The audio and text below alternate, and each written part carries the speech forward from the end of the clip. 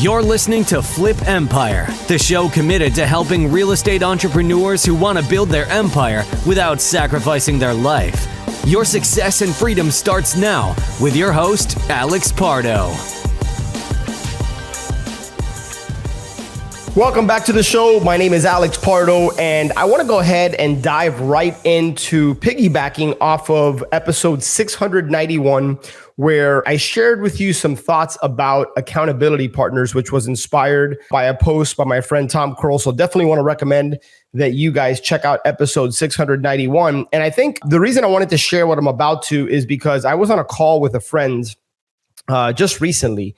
And this friend has been experiencing a lot of outside pressure to perform and to grow the business and to continue to generate revenue and make more money so that, you know, he can provide and do all the things that he wants to do. And I think we've all been at that place. And this is somebody who I've had the privilege of just pouring into for the last several years, and just awesome guy, big heart, very confident, go-getter, like pours into other people, just really just quality, genuine dude, and a strong entrepreneur, and somebody who continues to grow day by day, week by week. And, you know, I was thinking back and reflecting on my own journey, and there have been periods in my life where I have been in a rut, in a funk. There's a lot of words to describe it, but I think if you're listening to this, you can probably relate to what I'm sharing with you. Is times when you just can't figure yourself out, or things aren't going as planned, and there's this feeling inside. And for some people, it manifests in different parts of their body, their chest, their gut, tension in their hands. They get constant headaches. And that's stress manifesting itself in some forms as anxiety, and just you start to doubt yourself, right? You start to forget why you're doing what you're doing, or maybe you're not clear, or you're not sure what your why and your purpose is. But one of the things, as I was having a conversation with my friend and kind of walking him through this and helping him out, I realized that preparation leads to confidence, right? And I think back at the times where I've been nervous about doing something, stepping out into the unknown. What has really contributed to that feeling of nervousness, or where I've made the uncertainty of the unknown be bigger than what it really should have been, is when maybe I didn't feel prepared, right? So if you walk away with nothing from this episode, but you walk away with the fact that preparation leads to confidence, apply that to the different areas of your life, right? If there's something that, if you're not embracing or leaning into the uncertainty, if you're fearful of the outcome, if you're scared to take an action and do something that you know will lead to results if you're consistent with it over time, but you're fearful of taking that action because of what people might say, people might think, how am I going to look if I fail? What's this person going to say? Like all that crap that we make up in our head. One of the things that I think can help you with that is preparation, right? So what I want to share with you on today's podcast episode is the power of the Monday morning quarterback exercise. Right. So if there's any football fans out there listening, or maybe if you just have heard the term Monday morning quarterback, what that refers to is, you know, NFL games are played on Sundays typically, right? Obviously there's Thursday games and there's Monday night games and things of that nature. But the term Monday morning quarterback, years ago, I don't know where it came from, but it came from the fact that quarterbacks go out and they lead their offense on Sunday. And then on Monday, they typically get in the film room and they watch the tape, right? They watch back the game. It's called quote unquote Monday morning quarterbacking. It's you go back and you start to say, oh, well, or somebody from the outside that wasn't even in the game Monday morning quarterbacks it, right? Like, oh, that person, he should have done this. He should have done that. And he's got the benefit of the results. The game has already been played. And so sometimes people are able to Monday morning quarterback something because they've already seen what has happened, right? They know the results. But I think you can apply that very concept of Monday morning quarterbacking to your business, right? If you're listening to this, you probably have a real estate business, or I've actually heard from numerous entrepreneurs that have businesses outside of real estate that listen to the show, which I'm extremely grateful for, by the way. So awesome that that not just real estate investors listen to the show, but I think there's an opportunity if there's something you're struggling with in your business.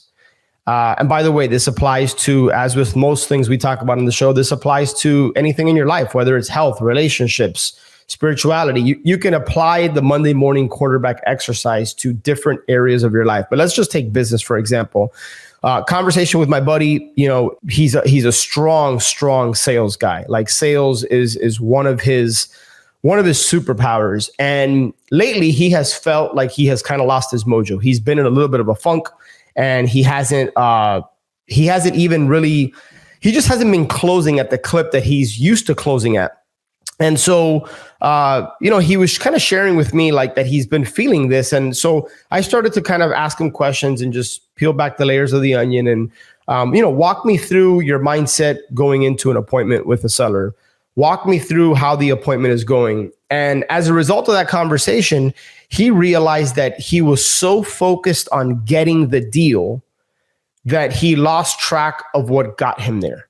And what got him there was putting the seller's needs first, right? The reason he's such a good sales guy is because he's not worried about closing the sale. He's worried about providing a solution to the seller's problem, or he's worried about putting the other person's needs before his own. That's what got him there. That's why he was closing 25, 30% plus in some cases. But he was sharing with me that, his closing ratio was about half of that. And I noticed that he was so focused on the KPIs. Now, this might seem counterintuitive because on this podcast, I've talked about the importance of KPIs, which are key performance indicators. They're the metrics, right? They're the numbers on the speedometer or on the dashboard that tell us how fast we're going, how slow we're going. Do we need oil?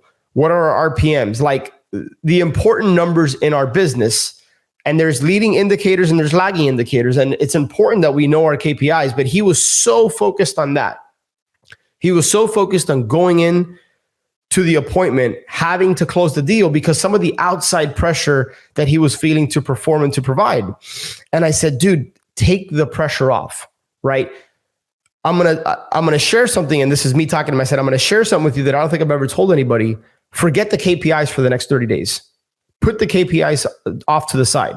Just focus on solving the seller's problem. And if, by the way, you aren't able to solve the person's problem, then perfect. You weren't the one to help them. They don't need help at this point, right? So I said, just be yourself.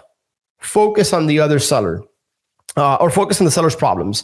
So we had a follow-up call about 3-4 weeks later, and I was so grateful to hear that he was just in a different headspace. And he said, "Man, I've seen improvements already, and I'm feeling like I've gotten my mojo back, and it's because I'm putting the seller's needs first."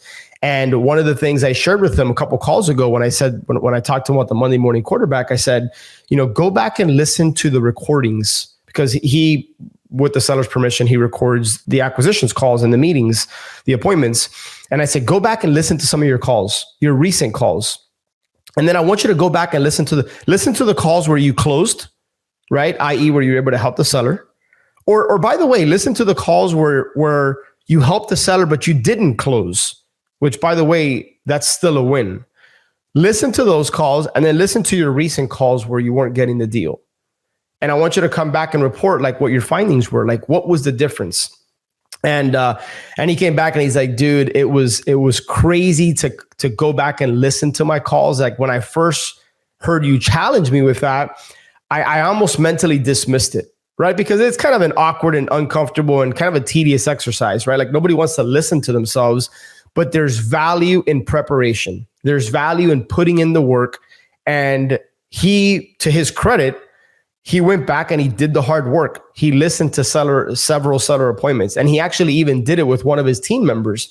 And he got outside input and feedback that was very valuable to him.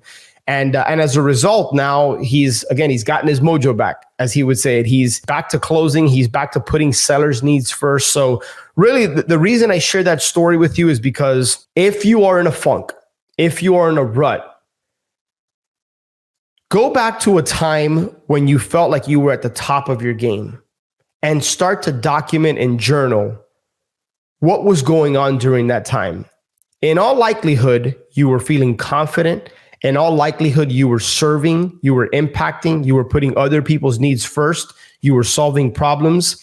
I would venture to say if you're in a rut, if you're in a funk, if something isn't going the way that you expect or want, it's probably because you're so focused on you and your needs, your wants, your desires, that you've lost your way almost, right? And I'm speaking generally here, right? Because obviously this podcast is one to many. And so I'd have to have a conversation with you to find out what's going on.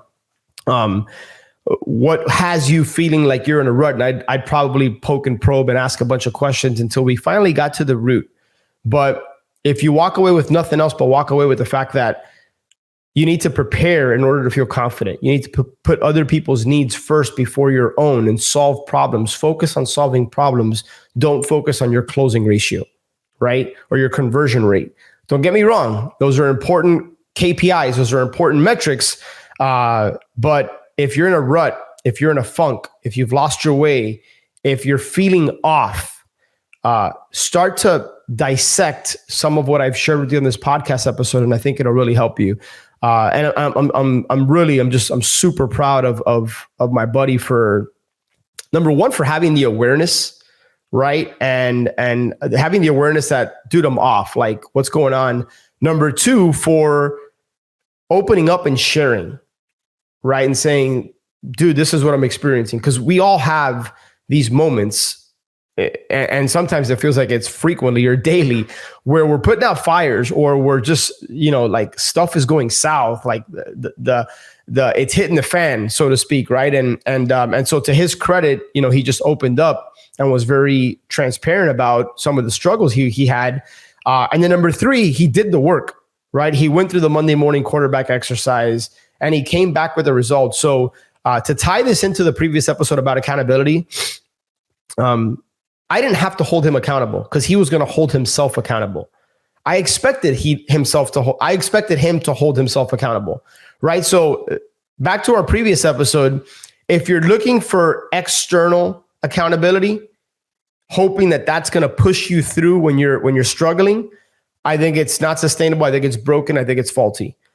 When you realize that accountability starts from within, and then you supplement it with the right people around you to quote unquote hold you accountable, that's a winning success. I mean, that's a winning formula for success, right? So that's what I have for you on today's podcast episode. Thank you so much for those of you who have taken the time to leave a rating and review in Apple Podcasts. It really, really helps. The show continues to grow as a result of your support. And then the last thing I will share with you, and I'll probably record a separate podcast episode about this. Check out this website, www.checkerc.com. Checkerc.com.